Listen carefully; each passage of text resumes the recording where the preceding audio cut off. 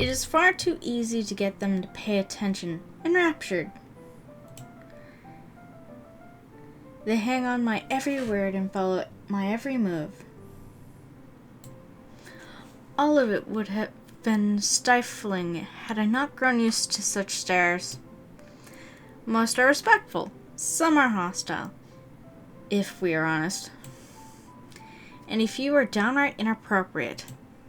After all, I am. Kinda right.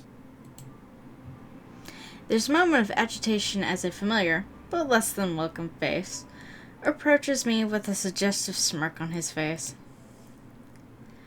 Of course, I have to keep a benevolent smile and greet him as I greet any good friend. After all, this man can turn heads, being famous in his own right. Officer Lee! What a pleasant surprise. I didn't think you'd have the time to attend tonight's party. He is more Luke's friend than mine, really, and I'm quite sure I only invited his wife. Much like I am only friends with the chief inspector because of Luke. Luke is only friends with Rochelle because of me. Unlike how I treated Lee, however, Luke never hid his animosity for the Lee matriarch. It was an odd sort of friendship where we would have awkward double dates. I don't even recall his first name. I started with an N, I think? I might be wrong. Aside from the chief inspector of Luxbourne Police, his wife Rochelle Lee Vance owns a general electronics company, fridges and freezers mostly. Oh, I always have time for my favorite socialite couple.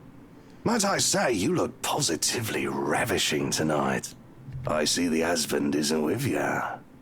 The way he eyes me up is enough to make my skin crawl. I just wish Luke is here to fend off the more unseemly of our peers. You know the ones. Men who are just a bit too friendly, staring too long at my assets, getting close just because my husband is not here. To think they have the gall to do this at my own party. In my own house, if I might add. But like any high society woman worth her salt, I know how to handle it with grace and dignity. I suppose you are looking pleasant as well. Luke's busy with work, unfortunately. Rochelle isn't here? A shame. I do hope he isn't causing you much trouble. That husband of yours can be a bit daft sometimes, acting like he's still some young bachelor. The wife sends her regards and her apologies, but something came up with a doctor and she needed to attend to it. You know her, being pregnant and all. We make small talk. Rather, I'm forced to do so, as he would not leave my side after finding his place there. Much to my chagrin, I've been extricated from a few who flock in hopes of flattering, for I can tolerate them far better than Lee. He's a nice enough person, and I adore his wife, who's obviously the brains behind the two. But there's something unsettling about him. I do not trust him as much as I want to. He regaled to me tales of the Luxbourne Police Department, a different affair to the usual gossip I am privy to, and though I loathe to admit it, is interesting nonetheless. I expect the topic of business to die out quickly, which would be understandable enough due to the confidential nature of his work. But oh boy, was I wrong. So, wearing civvies, I steal and drive off with one of the police mobiles, right? In the mirror, I see the new tank chasing on foot and screaming about theft. The look on his face was priceless when I parked it in the garage. Oh my. You made him chase you all the way home for a prank. What did Rochelle have to say about that? Rochelle has a strange love and hate affair with Lee. He is a married man who did not grow up past his early 20s, judging by the way he acts. Surprisingly enough, they've been married for a good 20 years. A lifetime if you compare it to my marriage of 7 years with Luke. I, on the other hand, well, Luke is no Lee. I should be happy about that, I suppose. Although my darling did have his moments. Yeah, the wife pulled my ear and gave me a good talking to, though. Besides, we live in a flat a block away, so it wasn't much of a grand chase. Weren't you living in a house near the countryside? Moved for work, you know. Or you probably don't. No, I don't. But a flat in downtown. I suppose if that's what you like. Oh, it's horrid. Hate that tiny place, no matter how convenient it can be for work. 55 square yards are not enough when you need to get away from the wife. I wouldn't mind a place away from the city. Even started looking at the ads. I spied an interesting lot, actually. Heard it was finally put up for sale. Or that something mansion, you know the one with all the ghost stories. I know what he's talking about. There are really only a few urban legends around here. It's... The Ermagood Mansion? That's the one. Worthy of a king it is. I'd buy it myself, but Rochelle would only gripe if I brought it up to her. Not to mention all the expenses a place like that will be a real fixer-upper. You also have to find someone willing to work there with how superstitious people can be. If it becomes a problem, just hire someone to do an exorcism. Actually, I do know of someone who could be up to the task. You remember the Ludgates party at their Christchurch summer residence? Of course. It was an excellent soiree. Everything was so classy, too. Such good taste. Oh, that place was a pigsty until they hired out this interior designer and they turned it into a bloody palace. She worked for the Exodus for their apartment in Soho too, and they recommended her when we were looking up pieces for our beach house in Porto Colom. I think I have a business card right at... No, must have left it in my other jacket. Anyway, she's called, what's her name, Marianne, I believe, yes. But truly, if anyone were to get that place in McCullough, well, they'd be the envy and the talk of the town.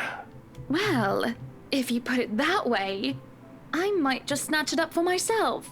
This place was starting to feel a bit small lately anyway. Sure, a 3-storied penthouse might not fit the definition of small for some people. Okay, maybe a lot of people.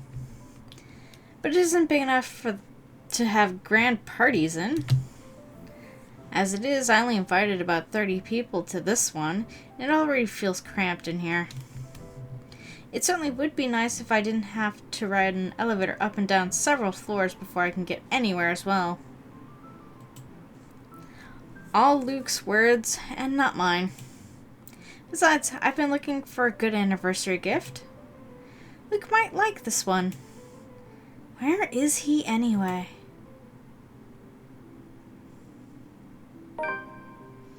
Luke is dressed to the nines, as he usually is, and he looks ready for whatever the day will throw at him.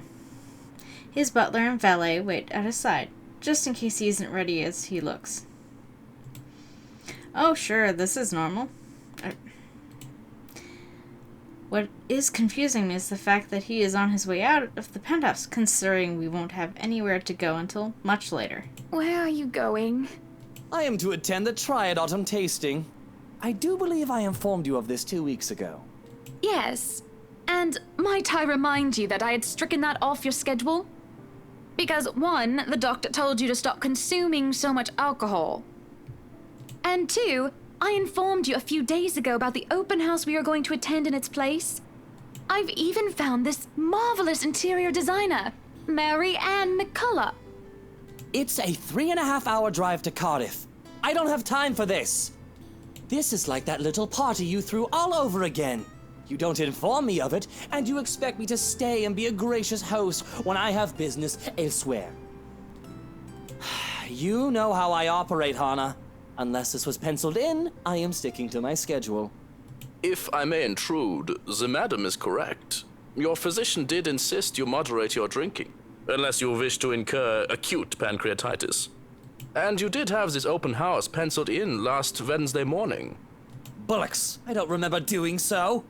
Well, you did. While very hungover, in fact. He did. Moaned about me being too loud and gave in after some pushing. Perhaps that was a bit too cruel and manipulative for me, but... Whose side are you on? Come on, Luke. You promised we'd do whatever I want this weekend. Gordon Bennett, fine. I am giving this house tour of yours a chance. But if it proves to be a waste of time, I am going to Cardiff, and you are going to take a cab home. Are we clear? It's just a bit of a husband and wife tiff for tat, isn't it? All couples have their arguments.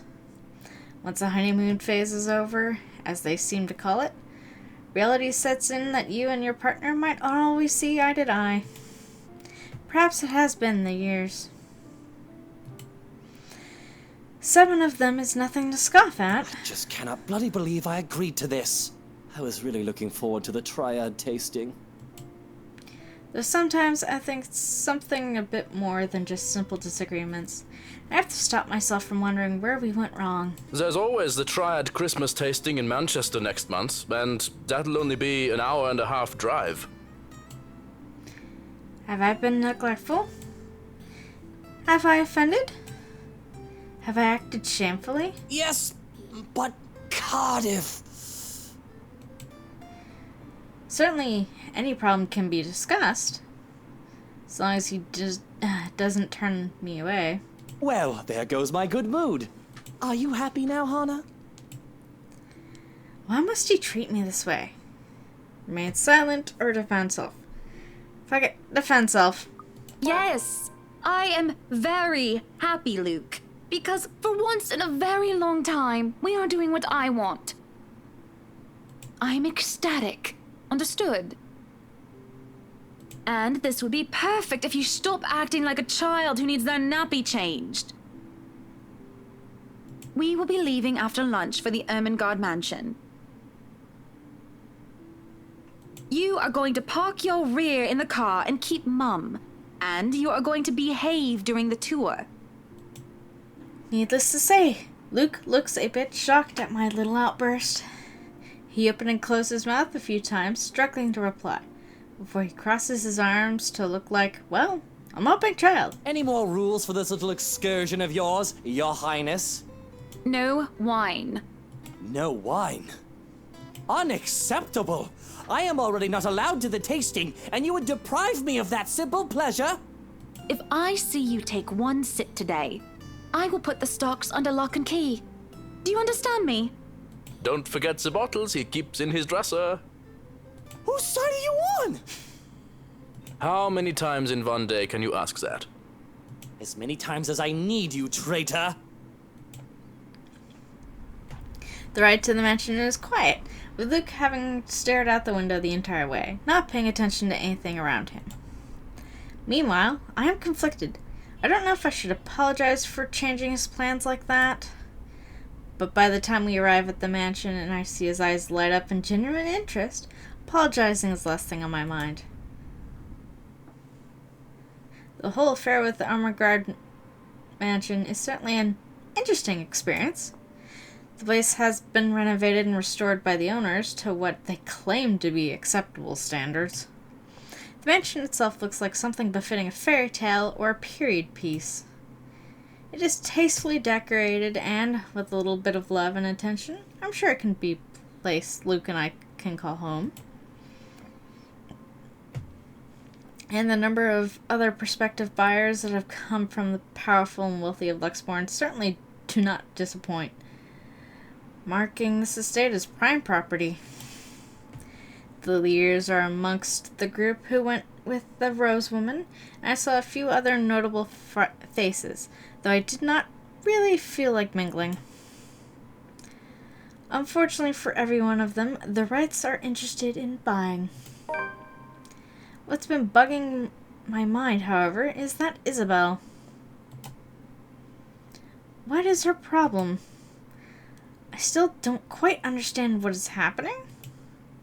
One moment she's scrambling to give us the paperwork to finalize the sale. Then she's panicking over some sort of prank letter or another. Dear me, is Isabella all right? It is apparent with the way she shakes and by the pallor of her skin, something has really shaken her up. Isabella, do you need me to call that ambulance? I am worried, but it will be best if she is attended by someone more familiar to her, like her partner. But even then, the girl refuses Rose's offered drink and looks just about ready to make a run for it. No, I'm just feeling a bit out of it.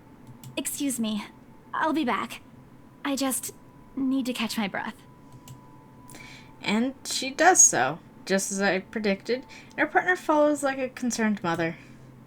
There's an awkward air amongst us as we are left in the wake of whatever that was. The others murmur and gossip with each other, speaking of the poor daft girl and telling the tale of to whoever was not audience to the act in the first place. It doesn't take too long for the woman, Rose, to return and pull us aside into the study for what I rightly assume is damage control. Rose invites Marianne in too, hoping to apologize to her as well. But the woman refuses, saying she is not one of her clients anyway. That leaves myself, Rose, and Luke. The last, all too eager to make himself comfortable in the study he no doubt already claimed as his own. I can't apologize enough about what just happened. Please forgive Isabella. She's been under a lot of pressure lately. She's young and all those rumors about this being haunted just got to her head. And it must be this terrible heat, too. Not a drop of rain for days now. Are you sure it is wise to just let her go like that? Where is the poor dear? She might get hurt. She's more likely to hurt somebody else, given what just happened. I told her to sit down and take a break. Already rang someone to pick her up, too. That might be for the best, dear. But please, we're here to talk about the mansion, yes? Why, I absolutely adore it. Don't you, Luke? Some of the rooms will certainly have to be repurposed. We want to change the appliances and have Marianne lead on the decor, but the whole thing is just lovely. I guess. It's certainly a lot roomier than our penthouse. Exactly. Lots of space for guests, parties, a lot of room for little ones to run around too. Let's not discuss that right now, Buttercup. Anyway, I do think it would be a shame to let this mansion slip past us. But you haven't even finished touring the house. Well, we like what we've seen. I'm making her job easier for her, am I not? No need for loans or long price negotiations. We can just sign a contract and close the deal. Really, you'd think the woman would be more happy about an easy sale. I know how these estate agents worked, how long they had to wait, and how much they had to spend even just for a single sale. Why, she should be jumping for joy by now. I'm certain the commission on this mansion is nothing to sneeze at, even if she has to split it with that Isabel girl. Do you think we could have horses here? Yes, those do sound nice, love. Anyway, if anyone else is interested in buying this property, I assure you that I'm able and willing to give a better offer. A vineyard would be nice. Or maybe And we do reward our people quite generously, Rose. So if I were you, I would start on that paperwork. helicopter pad. I pause. And there's a small moment of complete silence where Rose and I just stare incredulously at Luke. It is an unspoken understanding, a rule between the two of us that we have put on an act. With our social standing where image matters, it is also important to avoid making enemies. And to follow this rule is an easy feat for me. From youth, I have been the well-trained social butterfly, gracious and graceful. Luke, on the other hand... Wait, what, Luke? No, what? Whatever would we need a helipad for? Well, he likes to play the fool sometimes, even if he is anything but. As he throws me a wary smile, I shake my head and beckon Rose over. This is to be our home, and there is nothing she or anyone else can do to change my mind. This is a place that speaks of power and importance, and at the same time, of safety and comfort. Perhaps we can even have our family here. There's definitely no better gift than this for our special date. Why, everything here is absolutely wonderful. Well, except for this ugly painting in the study. Looks like a bad fake of Edvard Munch painting. Here's the deal. I'm willing to pay 10% higher than your listing price. If anyone tries to outbid us, just add another 5%. I doubt anyone can, of course. Or, you know what? Just add 15% to the listing price, and we can sign all the paperwork now. I guess, if that's what you want. That won't be any trouble. I don't have all the papers now. Didn't think this would be a quick sell. I'll have copies sent to you so you can look over them. And if you'd still like to finish the rest of the tour with Isabella's group, you're more than welcome to. No, I think we're good here. We'd appreciate a private tour of the place a lot more, I think. All right. Should I let Marianne in, then? Marianne? Oh, right. She's been waiting outside the study this whole time, hasn't she? I'll need to have a little chat with her to move this little mansion project forward. Please do. There's a look of apprehension when the other woman enters the study. Yeah, like a professional, I see the moment where she steels herself and makes her worry. And masks her, fuck me. Admirable. We have this project then? Of course. Will you be needing anything from us? Having the floor plans would be a great start, just so that I can look at them beforehand. And if you could tell me when you're available for a meeting so that I can include it in my calendar? Oh, is a meeting really all that necessary, Marianne? I guess we can send Johans to help you out. You two can start by getting rid of this ugly painting. A hush falls upon the room at my request. What painting? And lo and behold, the painting is gone. In its place, a mirror stands, which leaves me to look at my own confused expression. Odd. Well, no matter. Back to the topic at hand. Marianne, dear, we are simply far too busy to meet up. Or perhaps maybe I should. I mean, free up schedule for Pete's sake. But I guess we can free up a day to meet with you. I don't really need another Maudlin Monday reading about Maury anyway. The book club can function without me for one day. What time shall we be seeing each other? How does lunch sound? Besides, my house has a higher priority over a book club. Why, we can hold the next meeting in this place. Surely the beauty and grandeur of it all will inspire spirited and lively debates about whether modern-day writers could match up with the classics. I might as well clear up the rest of my week to handle whatever affairs buying this mansion requires of me. Any social activity can't be put off until the Emmergard, or rather, the right mansion, its great debut. I'll have my fill of great parties and gatherings, especially when I organize them myself. That sounds good. Although, with a project of this scope, we might need most of the day to tackle your concerns. A more thorough inspection of the place is also preferable. Breakfast then! It's a date. It's really not. All right, Monday, 10 o'clock sharp. We'll see you then.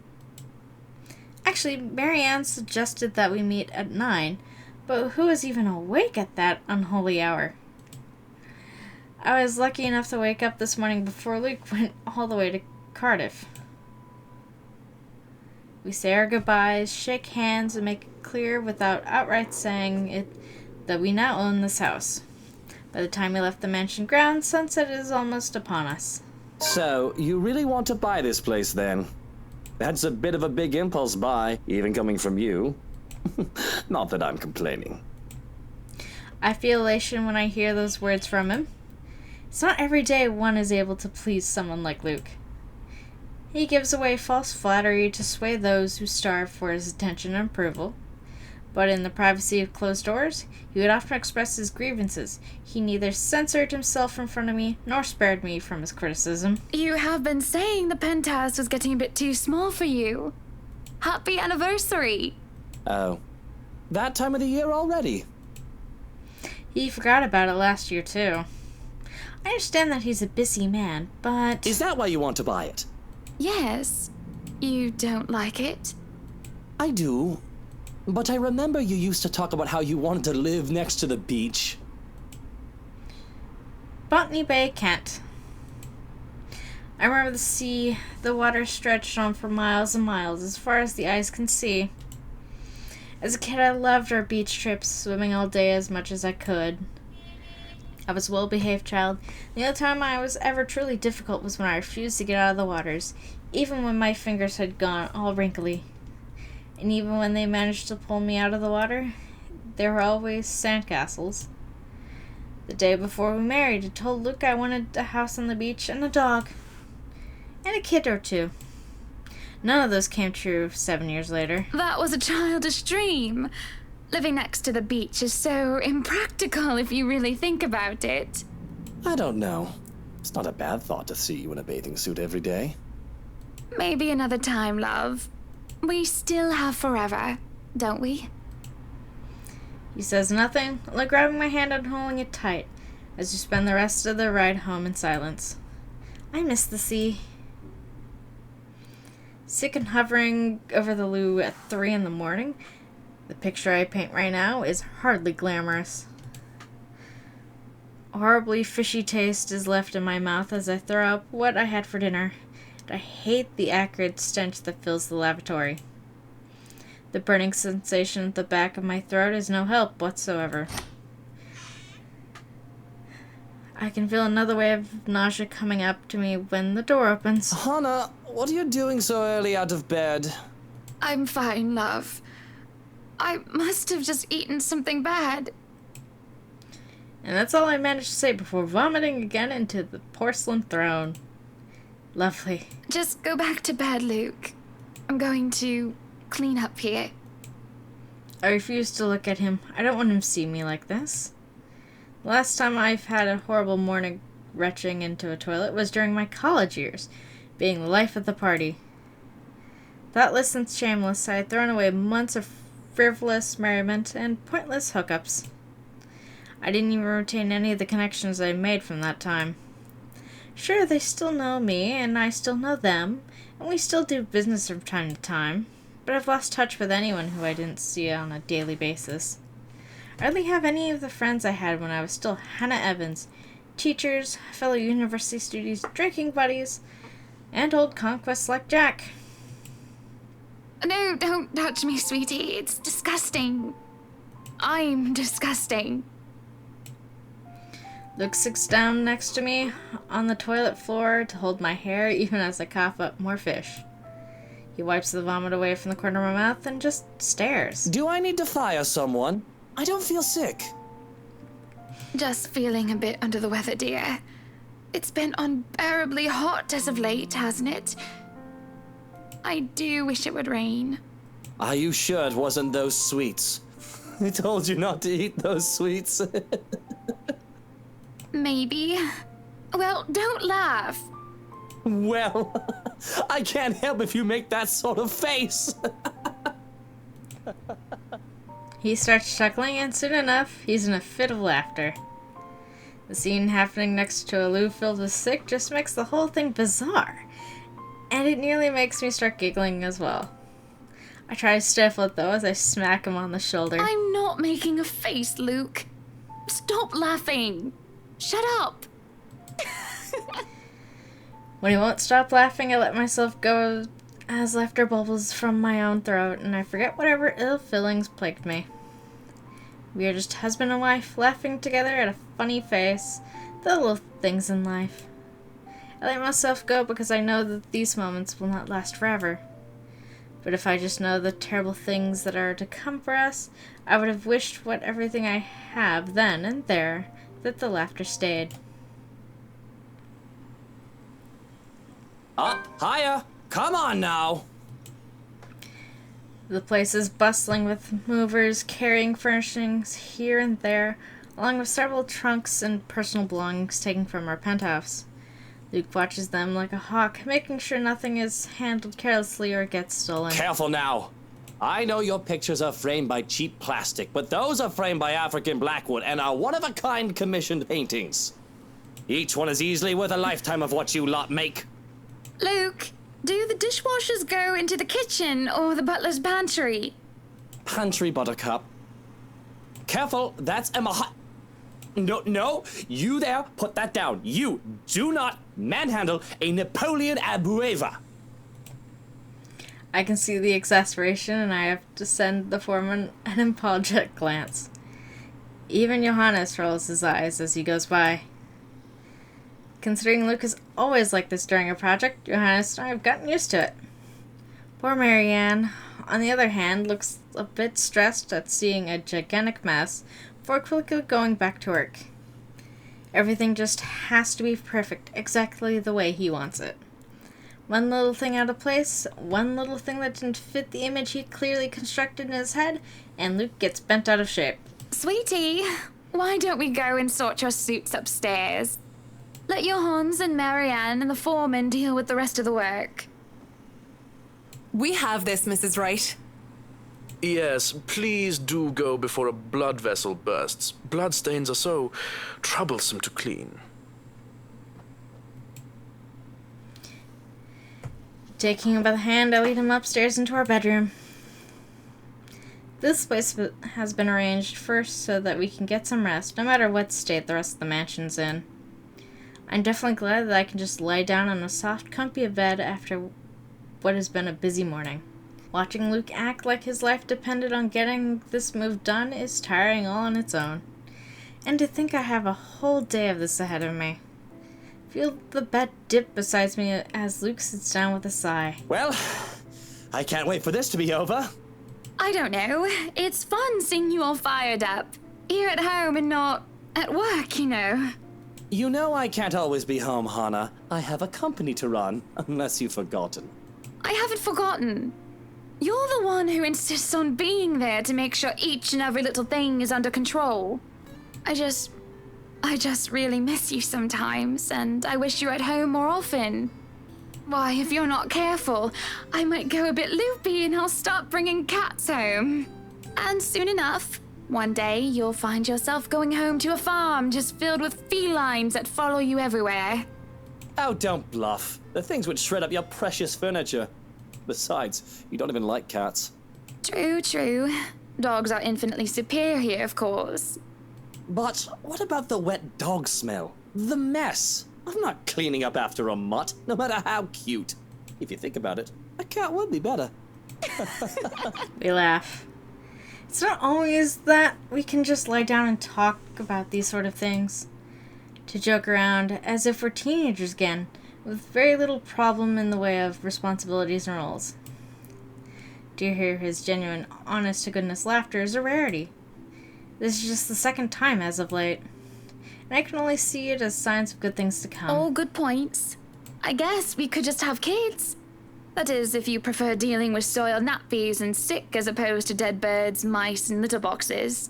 I've already told Marianne about turning the second bedroom into a children's room. I guess sometimes I don't know when I'm crossing a line. I didn't say that I'm a good comedian, did I? Not this again. What? I wasn't being serious. It's not something you take the piss out of. Having a kid is a big responsibility, Hannah. We've talked about this, haven't we? I'm not ready to be a parent. I'd probably end up killing the little brat by the week's end. What should I say? Say he's be a good father. Carly likes you well enough. The mention of our little goddaughter places a conflicted look on his face. Sometimes it is cute when he denies having a soft spot for a little girl. But then sometimes it's sad, and it makes me wonder what happened to him to make him think so poorly of himself in this regard. Yes, well, it's Kylie. The tyke likes everybody and, on the off chance she doesn't, likes them well enough as long as they buy her sweets. And sure, that kid is great, but if I get tired of her, I can ship her back to her father at the end of the day. Having kids of our own will be a whole different monster entirely. I've never heard him talk about his father in anything but a business context. I recall Damon Wright. Kept hearing about him from my own father, even before I met Luke. The business world praised him for running a tight ship, all until one mistake led to a great loss for the enterprise. It was then the news of Luke Wright, prodigy son and successor to the old man, started to show up, and he aided in its recovery and growth up until the Great Recession. I'm getting a bit off track. Regardless, I've never heard him talk about his father like one would talk about family. I think you'll be a great father. There is a smile, no matter how half-hearted it may be. I do really think that. He might not be a good, honest man. A part of me knows that, though I try to silence it. But I know Luke well enough to know he will be a better father than either Damon Wright or Henry Evans. I love my father, but he never had the time. If it is any consolation, I think you'd be a decent mother. On the other hand, I have never heard of his mother. Silent souls, both comfortable and uncomfortable. There's familiarity in each other's company despite the awkwardness that had transpired. Defense and masks down, without anybody else looking, we are both together and alone in this quiet. A crash from downstairs startles us both of our revere. Luke lets out a heavy sigh before coming up to his feet and straightening his jacket. I'll have to attend to that then. Be good, darling. And watch out for your blood pressure. He gives me a kiss on the cheek before leaving while I lay there in a daze. Alone, as per usual. I really should be used to it by now. I can feel the minutes tick by with me just laying there, feeling miserable and full of self-pity. I've rolled over to lie on my stomach at this point with my face buried into the pillows when there's a knock at the door. Grumbling at them to go away doesn't work as the voice comes from the other side. Madam, the photographer from Luxury Living is here. Wait, is that today? Oh, yes. People have caught wind of our new mansion the very moment we left the open house. Lucas boasted he could acquire the property in no time and allowed a photo shoot for an interior design magazine to be scheduled today. Well, there were complications and took longer than it usually does for us. In a minute, Hansi. Johannes, if you could at least make it through the end. Tell them I'll be right down, Hansi. The mansion grounds have been one of the first things to be fixed up aside from the bedroom. Although it's still a work in progress, it has a promising start, and I can already see the flower patches. Luke's favorite daffodils stand out easily, having been transplanted from the pots that used to litter the rooftop of our penthouse. Why, if the moving crew thought that Luke was being hard on them, they clearly didn't see the landscapers on his way out. The man looked like he was ready to faint. Luke seemed ready to kill him by the end of their discussion. It is in the gardens that I see him standing near the flowers in quiet admiration. He is hard to miss, the hulk of the man that clearly did not belong, and the big backpack and suitcase he has with him makes him look much larger. It is a peculiar sight, seeing someone who looks like he does handle little, delicate things with such care. He looks up from the gardens and does a double take before a friendly face replaces his serene expression. Miss Wright, yeah? Hi, Zachary Steele here from Luxury Living, ma'am. Hope you weren't waiting too long. But it looks like you're still moving in, huh? Thought for a second there my calendar was wrong and I came here too early. The one and only. Welcome, welcome to Maison de Right. And yes, we've been in the process of moving in as we were delayed, but it won't be a problem. They're just adding a few things here and there, and you should still be able to do your work. Where's the rest of your crew then, Mr. Steele? Zach is fine, please. Mr. Steele makes me feel like I'm a mascot for a cleaning product. Anyway, I'll be your one-man crew for today. Don't worry, been doing this gig for a while now. You must be quite the veteran to handle this on your own. We've had a full crew coming into our penthouse the last time we were covered in your magazine. Veteran? Oh, your words are too kind, Miss Wright. Hannah, if I get to call you Zach, you have my permission to call me Hannah.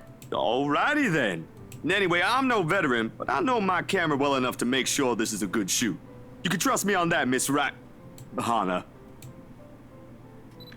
Zachary proves quickly enough that I can, in fact, trust him. His skills with the camera and experience in the industry, at the very least. He is kind and courteous, listening and following as I lead him around the house. Really nice fellow, and he treats our household staff well, wherever we cross paths with them. I answer his questions to the best of my ability, and he is patient enough to answer mine whenever I get curious enough. For one, I ask what the bags are for. They're quite the magician's toolkit. From inside, he had produced several items to embellish the interior with. Bowls of fruits, lemons, trays with peppermills, stacks of cookbooks, cutting boards, and glass containers filled with colorful nuts and grains are brought into the kitchen setting. For the bathroom, there are white towels and seashells and decorative soaps. There are other things as well, too numerous to count, all in the large backpack and suitcase. Tricks of the trade. Softens up a room, makes a place feel more homey, and fills it up with texture. But you guys probably have better stuff I can use for this. No lights. Don't tell me all of these are just props. Well, I've got my tripod here. For things like these, natural light is best. I'll just have to set the shutter speed to a real slow setting, and as long as nobody steps into the shot, it'll look great. Oh, it better. We go through the rooms one at a time, although we first tackle the ones that the movers have no business in anymore. The ballroom needs little preparation with its grand design, although there is some trouble at first with the wide open space and the pictures being backlit. It is the kitchen that Zachary props come in handy, considering how Johanna has kept this place so neat and sterile. One can practically eat off the floor. We carry on touring the house and taking pictures where we can, with exception to the rooms which have gained any purpose or design. Too bad I can't take a sneak peek at his photos. Funnily enough, he's using a traditional camera. I didn't even know film still existed. With the way he speaks, however, I can see he knows enough about his craft that I'm not too worried about botched photographs. I imagine photography might be cathartic for him, judging by how at ease he looks while taking pictures. There's small snippets of conversation between the clicking of the camera. He even goes so far as to talk about these terminologies like shutter speed and aperture when I ask about the technical aspects. Can't quite see the picture as it is made. I can't quite see the picture as it is made, much like when I watch artists paint on their canvases. But just watching someone passionately practice their craft such as this is exciting in its own way. Going into many rooms has been quite the exercise for both of us.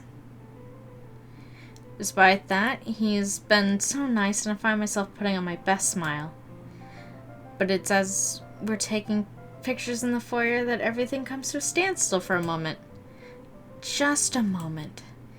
And had I not been paying attention, I wouldn't have even noticed. It's merely a split second when Zachary's rhythm has put to a halt. His finger doesn't release the shutter.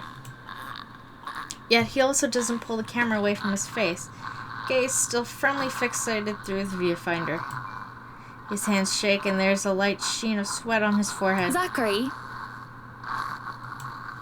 No response. Zach? Is something the matter? Lowering his camera, he blinks and stares at something behind me before shaking his head. Turning around, though, I see nothing that could have gotten his attention. Oh no, there's nothing wrong. I just remembered something, that's all. Let's get back to the pictures. Can you move a bit more to the left, yeah? I struggled to respond this time.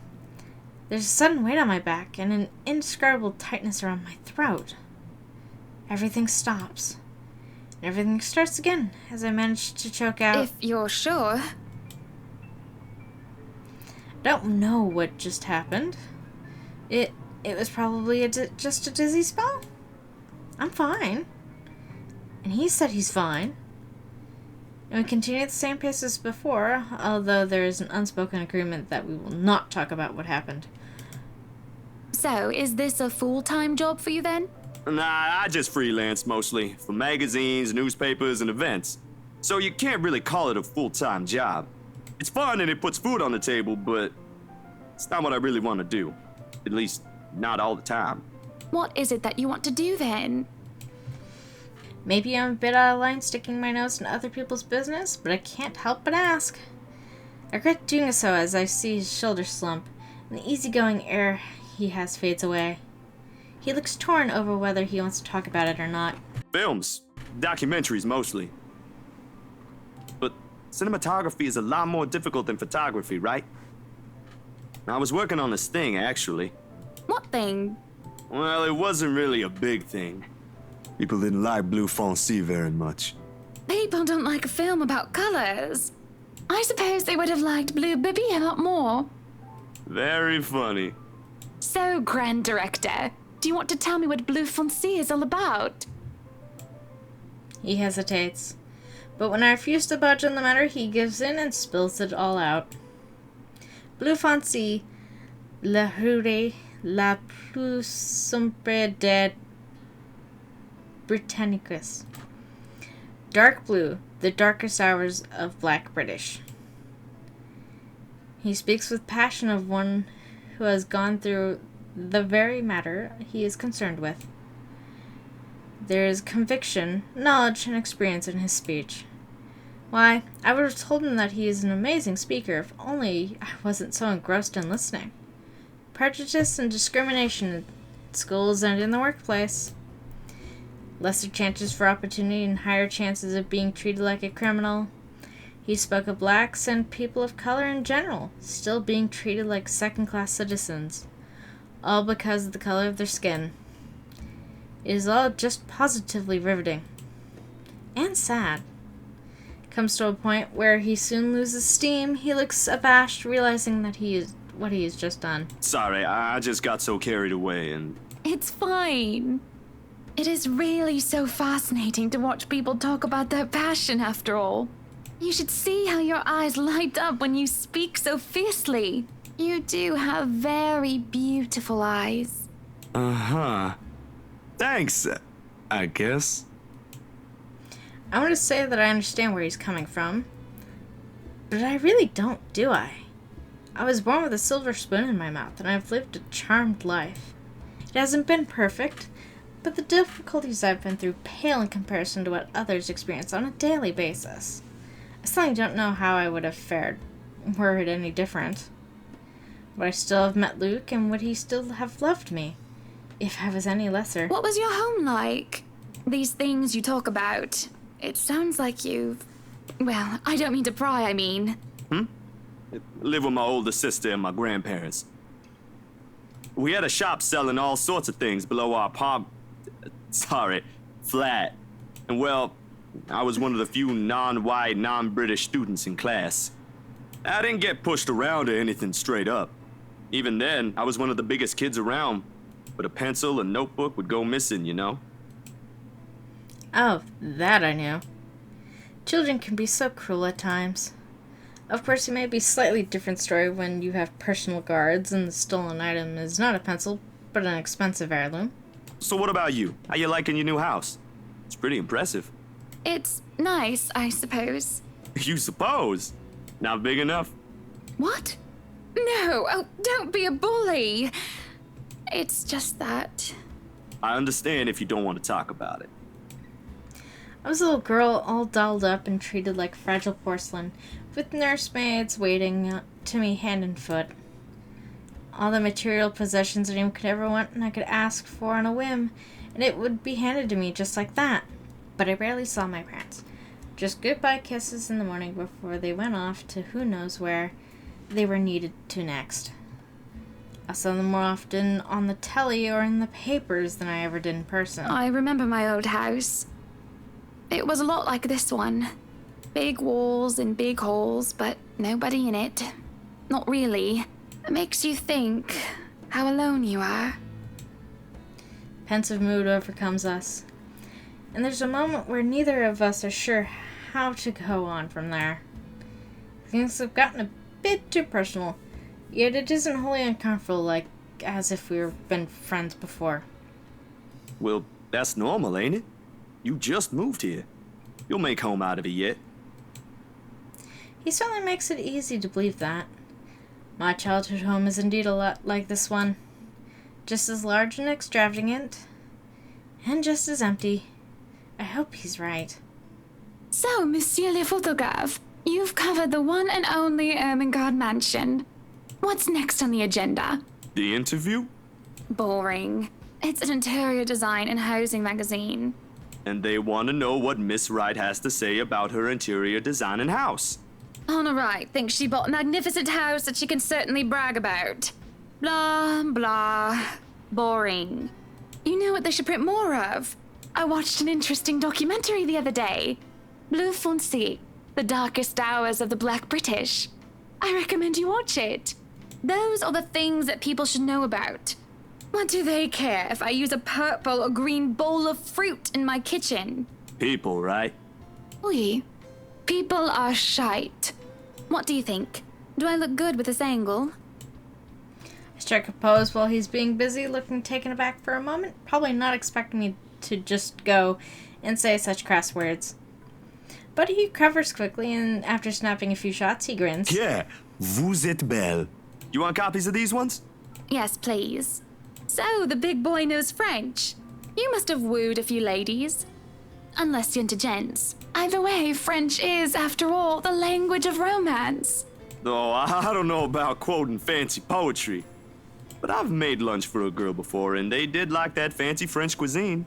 Can you cook your best? I can cook just about anything as long as I know the recipe. C'est magnifique. It has been too long since I've had a nice and proper chat with a good friend. No, Lee is certainly not a good friend. And although we've just met, Zachary is the sort of who can probably befriend anyone. He's just a comfortable person to be around with. A bit too comfortable. The photo shoot went by a breeze. And somewhere along the way, as we talk and laugh, I find myself getting a bit too close without realizing. He'll give me the strange look until I back off, and he'll go back to asking questions after I agree to do his little interview. And it's just odd. Well, no. Me being friendly isn't that odd. That's how I am. Zachary is the one that's being odd. Why, anyone else would absolutely welcome the extra attention I give them. He, on the other hand, looks almost flustered about it. He should be used to different personalities by now, having to deal with various people when he works. And if not, he needs to start. Perhaps nobody has shown him attention of this kind, but he's a big boy. He should be able to handle me. All it is a friendly touch here, a pretty smile there, a gentle swaying of hips as I move around. Zachary grew and grew more red every time he noticed. Am I being mean as I find enjoyment in seeing him unravel? Perhaps. This went on during the interview and beyond that. There's nothing wrong with what we're doing, right? Zachary and I are just having a playful, friendly chat while enjoying the outside view. At least, that's how I see it. I'm sorry, but I'm really getting distracted. Could you maybe stop doing that? Stop? I'm not sure if I want to, though. He's asked. I'll stop if it makes you uncomfortable, sweetie. Sorry. No, I should be the one apologizing. Why, you're a shy one, aren't you, big guy? It's not that, but... He gestures to the ring on my finger and lets the fact of the matter hang heavily between us. Being told implicitly that I'm too forward is not a common occurrence. I think I'm more stunned at the fact that he pointed out rather than, well, being rejected. Not that anything is going to happen between us in the first place. We're just going to be some harmless flirting, right? So, you've never had a girlfriend? No. No boyfriend either. You know, just in case you were gonna ask for that one next. And you haven't even had your first kiss? Not a one, ma'am. Do you want to have your first kiss today? I can't help it. I really, really can't, and I'm going to apologize lots later. Surely, by the catty smile on my face, it's obvious that I'm just pulling his leg. The laugh I fail to contain certainly gives it away, if it isn't obvious. But still, he lights up in embarrassment, stammering and sputtering objections. You're married, and this will be extremely unprofessional. I never said I would kiss you, silly. Oh, Johans! No, what? No. Don't call your butler. She's Hana. That would be for the better. I don't think his husband would appreciate it if I made him kiss another man. I do not think he can hear us from here either.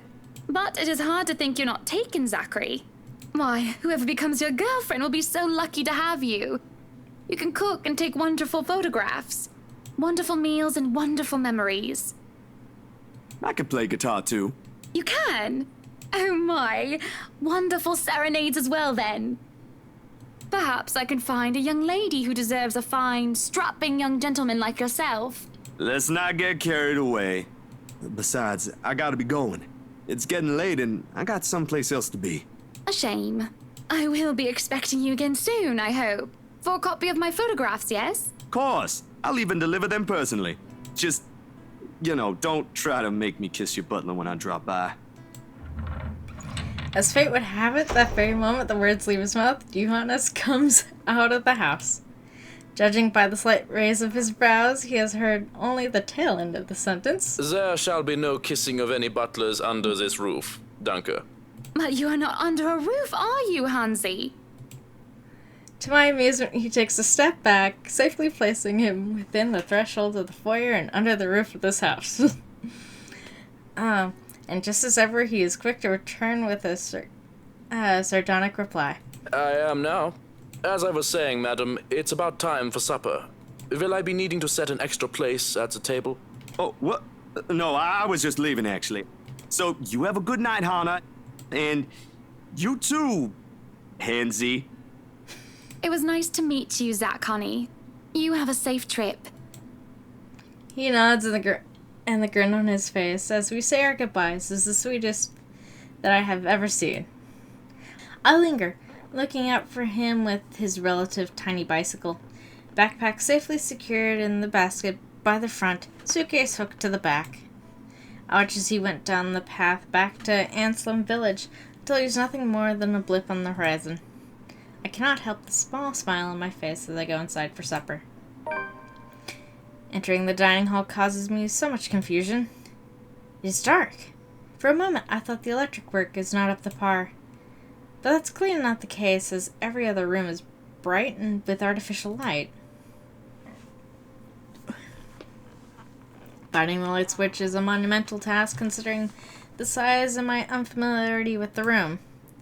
To make matters worse, the darkness grants the room a different atmosphere, eerie and frightening. It takes longer than I thought to find the switch, something that will have to be rectified later on. My skin starts to prickle and there is a distinct feeling of being watched. It unsettles me and only spurs me on in my search. When I do open the lights, there's a hiss. I'll turn the lights down, woman! There, at the end of the hall, is my beloved husband with his face in one hand and a glass in the other. Perhaps I can let it go if it's only one glass of wine. However, I can feel myself go livid after seeing the toxic green liquid gleamingly mockingly at me. Luke, what? Are you drinking absinthe? You know what the doctor said. Absinthe, Luke. Are you actively trying to kill yourself? Because if you are, we can just hit you with a bloody car. Honeybee, Buttercup, not too loud, please.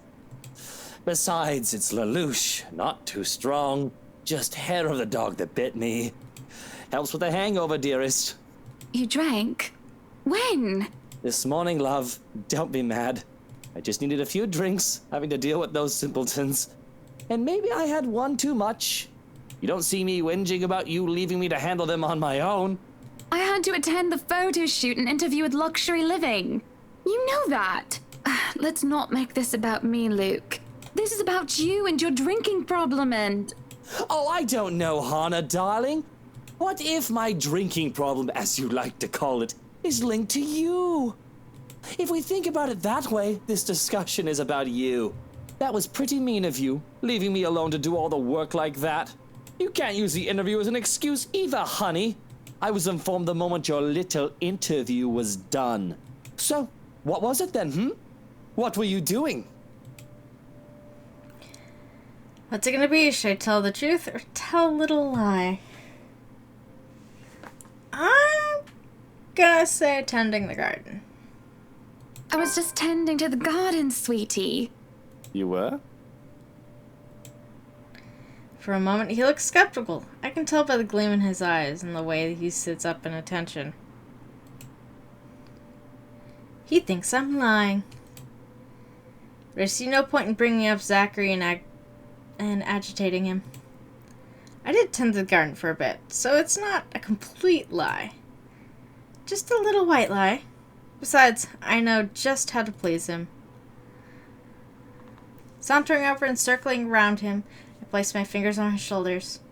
He lets out a little groan before melting like butter as I massage his shoulders. I had to make sure they didn't ruin your favorite daffodils. Oh, that is wonderful. I'm not sure if he means the massage or the flowers, but I'll take it. This is better than a fight. So, absinthe. Just one glass. Loosh.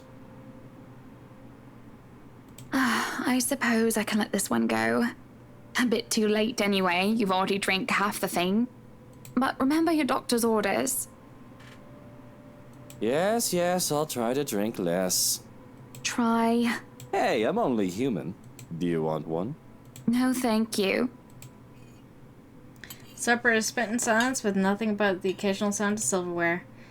A grand feast has been served, well, grander than usual anyway, most likely due to Luke's complaints of stress.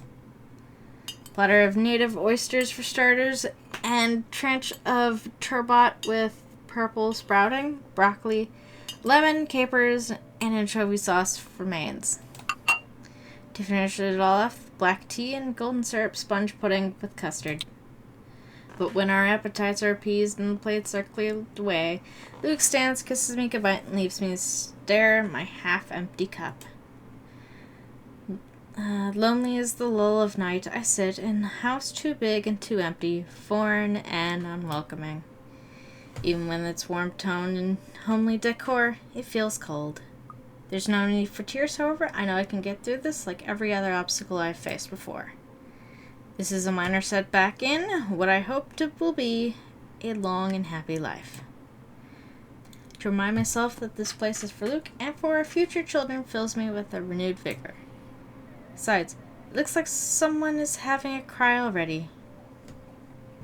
The wailing is far away and muffled, yet at the same time it shakes me at the very core as I hear it, as if the suffering is just standing right beside me. Hearing it sends a chill down my spine and makes my skin prickle with goosebumps. Who is that? Curiosity sinks as I follow the sorrowful sound into the kitchen and into the wine cellar hatch. Hello? Is anybody down there? I'm curious and concerned, but there's no way I'm going into a dark and humid underground. I'm not as enthusiastic as Luke, who considers himself quite the connoisseur. However, I also cannot bring myself to go to bed with this racket going on. If it is one of the household help, they will surely need some talking. After all, this wouldn't be the first time I've gone and found one of the maids sobbing their eyes out over one thing or another. As professional as our staff are, they are still human. More often than not, it was either Johannes or I who'd calm them down, who'd help them figure out how to go about things. Fortunately, I'm not in high spirits right now, so I'm not wholly benevolent. So I will, call out to them. I knock 3 times. Waiting for any sort of reply yields me no results, and I've already touched the floor hatch far too many times than what I'd like. Take a deep breath before reaching out again to whoever's inside. I've learned from experience that people respond better to kindness than threats. Shouting angrily would not help in coaxing them out. You, in the cellar! Do come out! We don't want Luke waking up and finding you in there, do we? That man would go ballistic thinking someone was trying to steal his precious wine. Still nothing. You can have a good cry. Just not in there, yes? Why don't you come out here and we can have a cuppa and you can tell me all about whatever it is you're bawling about? With how long I'm standing here, however, I'm starting to think myself as a fool. I do not want to acknowledge the other feelings I have, especially as the wailing took an eerie turn. The thought of being played with didn't sit too well with me, and I had to stop myself from getting too hot-headed as I tried one more time. Now you come out of there! That is an order from the lady of the house, do you hear me? Why, I ought to... I freeze as a hand clamps down on my shoulder. The dread I've been feeling all this time makes itself known as I kneel, unmoving, not even daring to breathe. I can feel my heart pounding against my chest, but the touch is gone as quickly as it had seized me. It is only Johannes I see when I look back. Apologies, madam, for touching you like that. You were not responding to my voice, and you looked about ready to wake the whole mansion up. I was... I'm sorry. I was getting rather loud, wasn't I? But that crying woman in there, we must do something about her. He grows silent for a moment and just looks concerned. At least, I'd like to interpret it as concerned given how stoic our head butler usually is. Or rather, it must have been concerned as he takes off a glove and presses the back of his hand to my forehead before his worrisome inquiry. I beg your pardon. What crying woman? Are you feeling well, madam? In the cellar. Can't you hear her? Madam Hannah, no one is down there. What? The cellar is locked. Only Luke and I have duplicates of the keys. Nobody is down there. I stare at him in disbelief, but when I listen once more, I hear no crying. Tugging at the hatch for good measure, prove his words to be true too. The thing won't budge unless I had a key, short of using power tools on it. Perhaps it is time for you to go to bed, madam. You are simply tired and hearing things, a perfectly normal human experience. But if you are still experiencing auditory hallucinations in the morning, you are free to consult with me. There's a cold feeling in the pit of my stomach as he helps me up to my feet. What he says makes sense, and who am I to question someone who used to be a doctor? I'm just tired, that's it.